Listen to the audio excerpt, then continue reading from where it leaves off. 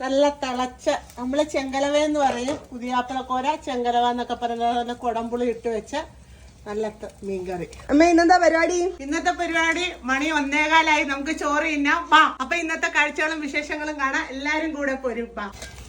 നല്ല ചൂട് ചോറ് കറിയാണേ. ചാറിടാൻ എടുത്തപ്പോ കറി വെച്ചതാണ്. ബീഫ്. ഇത് ക്യാരറ്റും ബീൻസും കൂടെ വട്ടത്തിൽ അരിഞ്ഞ് നമ്മൾ മെഴുക്ക് വരട്ടി പോലെ എടുത്തതാ. ചൂടയില വറുത്തത്.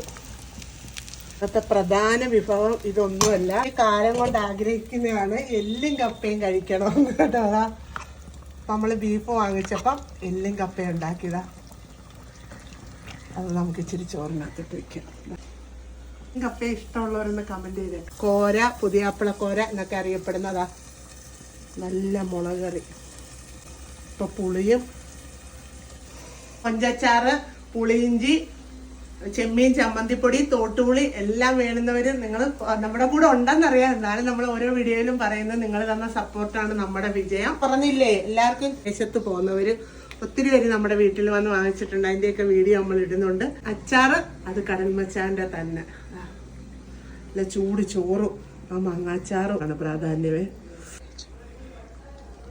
അച്ചാറും മീനും ചോറും.